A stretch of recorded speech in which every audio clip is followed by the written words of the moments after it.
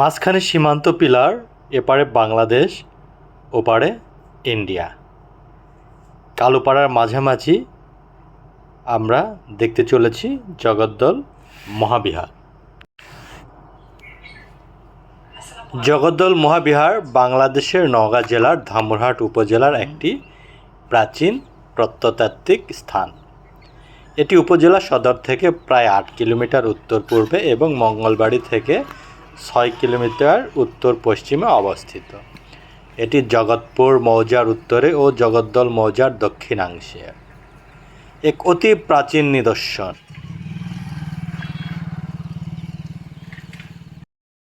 একাদশ শতাব্দীর শেষার্ধে রাজা রামপাল ভীমকে পরাজিত করে তার প্রিয় মাতৃভূমি পুনরুদ্ধার করে এবং এই আমার পিছনে যে অংশটা দেখা যাচ্ছে এটা হচ্ছে জগদ্দল বিহার। এই জগদ্দল বিহার প্রতিষ্ঠা করে এবং তখন থেকে এটি রাজা রামপালের শাসন আমলে তারই তত্ত্বাবধানে ছিল।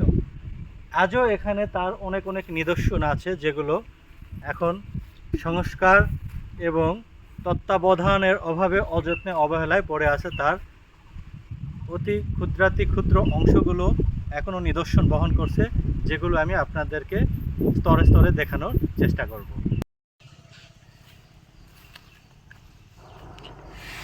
এই মহাবিহারটি নওগাঁ জেলার ধামুরহাট থানার জয়পুর ধামুরহাট সড়কের উত্তর দিকে অবস্থিত।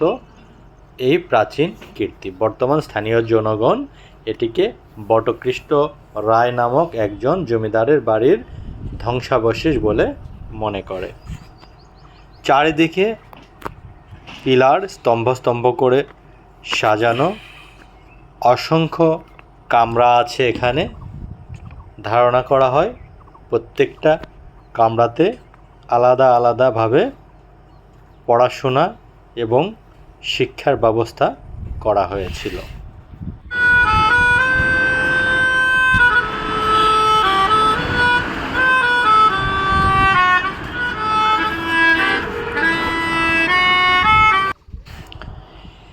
ইতিহাস থেকে জানা যায় যে রাজা রামপাল গৌড় রাজ্য পুনরুদ্ধারের পর রামবতী নগরে রাজধানী স্থাপন করেন। রামবতী বা রামাবতী। আইনি আকবর রচয়িতা আবুল ফজল এ স্থানটিকে রৌমতী বলে উল্লেখ করেছেন। প্রাচীন বাংলার ধর্মমঙ্গল কাব্যগুলিতে রামাবতীর উল্লেখ আছে।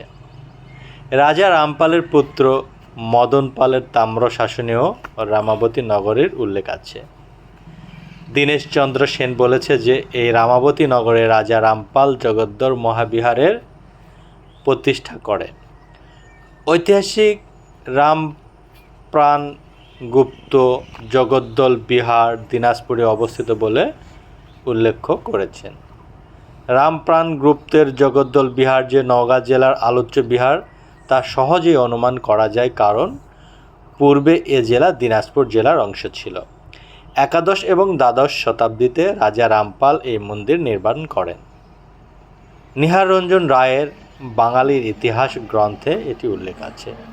এই গ্রন্থে আরও উল্লেখ আছে যে মন্দিরের অধিষ্ঠাতা দেবতা ছিলেন অবলোকিতেশ্বর আর অধিষ্ঠাত্রী দেবী ছিলেন মহাতারা।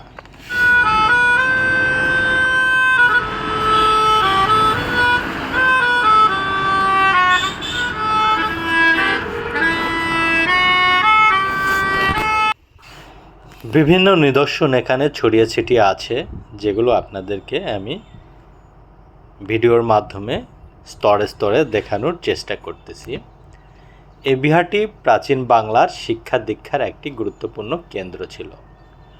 সুভাষ মুখোপাধ্যায়ের মতে এ বিহারের দুইজন সুনামধন্য পণ্ডিত হলেন দানশীল ও বিভূতিচন্দ্র। প্রায় 60খানা গ্রন্থের তিব্বতী অনুবাদ করেন এই আচার্য দানশীল। রাজপুত্র বিভূতিচন্দ্র ছিলেন একাধারে গ্রন্থকার, টিকাকার, অনুবাদক এবং সংশোধক। জগদ্দল বিহারের আচার্য মোক্ষকর গুপ্ত তর্কভাষা নামে বৌদ্ধ ন্যায়ের উপর একটি পুঁথি লিখেছিলেন। শুভঙ্কর গুপ্ত, ধর্মাকর প্রভৃতি মনীষী আচার্যরা কোনো না কোনো সময় এই মহাবিহারের অধিবাসী ছিলেন। কথিত আছে যে কাশ্মীরে প্রসিদ্ধ পণ্ডিত শাক্যশ্রী ভদ্র 1200 খ্রিস্টাব্দে বিভিন্ন বিহার দর্শন করে জগদ্দল বিহারে এসেছিলেন। বাংলার জগদ্দল বিহারের বৌদ্ধ পণ্ডিত বিদ্যাকর শুভাশিস রত্নকোষ নামে একটি কোষকাব্য সংকলন এবং সমাপ্ত করেছিলেন। প্রাচীন বাংলার এই জ্ঞানসাধক কেন্দ্র আজ সম্পূর্ণ ধ্বংসপ্রাপ্ত। বাংলাদেশ প্রত্নতত্ত্ব বিভাগের তত্ত্বাবধানে বর্তমানে এই স্থানটিতে খনন কাজ কিছুদিন আগে শেষ হয়েছে।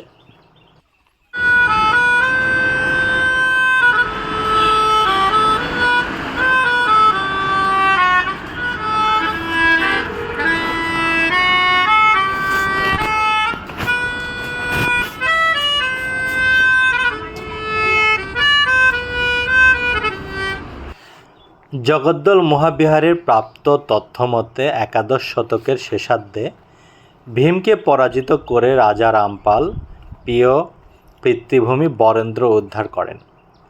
তিনি প্রজাসাধারণের অকণ্ঠ ভালোবাসা অর্জনের জন্য মালদহের সন্নিকটে রামাবতী নামক রাজধানী এবং এর নিকটবর্তী স্থানে জগদ্দল মহাবিহার অর্থাৎ এটি বিশ্ববিদ্যালয় প্রতিষ্ঠা করেন। এই বিহারে খ্যাতনামা বিদগ্ন পণ্ডিতগণ শিক্ষা প্রদান ও গবেষণা কাজে নিয়োজিত ছিলেন। ইউনেস্কো ও ওয়ার্ল্ড হেরিটেজের সম্ভাব্য তালিকায় জগদ্দল মহাবিহারের নাম রয়েছে। 2013 সালে বিহারের খননে জগদ্দল বিহারের পশ্চিম বাহুর একটি ভিক্ষুকক্ষ খনন করতে গিয়ে একটি কুলঙ্গির মধ্যে পাওয়া যায় 14টি ব্রোঞ্জের বৌদ্ধ মূর্তি। প্রত্নতাত্ত্বিকদের ধারণা জগদ্দল বিহার, লোটাস বিহার, পদ্ম মহাবিহার 2014 সালের খননে বিহারের দেয়ালে সারিবদ্ধভাবে লাগানো রয়েছে। বিহারে এ পর্যন্ত খননে বেরিয়ে এসেছে 33টি ভিক্ষুকক্ষ। পাওয়া গেছে বিহারের পূর্বমুখী প্রবেশদ্বার এবং 4 মিটার দৈর্ঘ্য এবং 8 মিটার প্রস্থের হলঘর।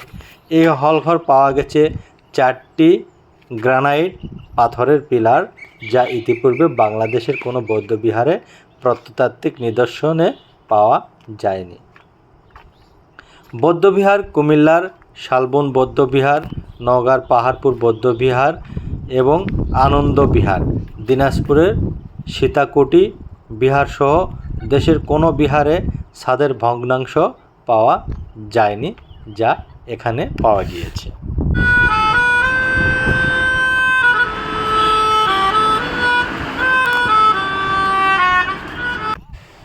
ইতিহাস থেকে জানা যায় যে রাজা রামপাল গৌড় রাজ্য পুনরুদ্ধারের পর রামাবতী নগরে রাজধানী স্থাপন করে। আইনি আকবর রচয়িতা আবুল ফজল এই স্থানটিকে রমতী বলে উল্লেখ করেছেন। প্রাচীন বাংলার ধর্মগ্রন্থ কাব্যগুলিতে রামাবতীর উল্লেখ আছে। রাজা রামপালের পুত্র মদন পালের তাম্রশাসনেও রামাবতী নগরীর উল্লেখ আছে। কত দূর থেকে দেখতে আসছেন আপনারা? এটা দেখার জন্য আসছেন?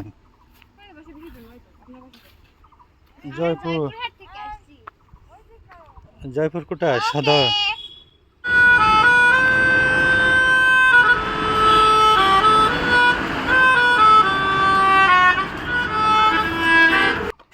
জগদ্দল প্রত্নস্থলটি অনুসন্ধান করতে গিয়ে গবেষক আকম জাকারিয়া একই নামের 5টি প্রাচীন স্থানকে চিহ্নিত করে। এর মধ্যে 4টি বাংলাদেশে। ইতিহাস এবং ঐতিহ্যে সমৃদ্ধ আমাদের এই বাংলাদেশ। এই পুরাতন কীর্তিগুলো সংরক্ষণ করলে এখানে অনেক পর্যটক আসবে এবং বাংলাদেশের প্রাচীন শাসন, প্রাচীন আমলেও যে বাংলাদেশে ধন ধান্যে পুষ্পে ভরা ছিল, সমৃদ্ধ ছিল, সেই ইতিহাসগুলো আমরা এবং আমাদের পরবর্তী প্রজন্ম জানতে পারব।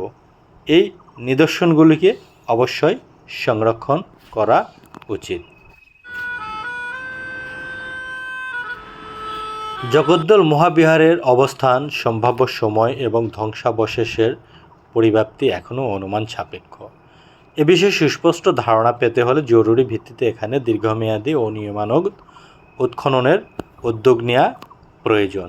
কেননা এই প্রাচীন নিদর্শনগুলো আমাদের গৌরবময় বাংলাদেশের অতীত প্রতিচ্ছবি। এই প্রতিচ্ছবিগুলো ইতিহাসের মাধ্যমে ছড়িয়ে পড়ুক আমাদের পরবর্তী প্রজন্মের কাছে, এটি আমাদের একান্ত চাওয়া।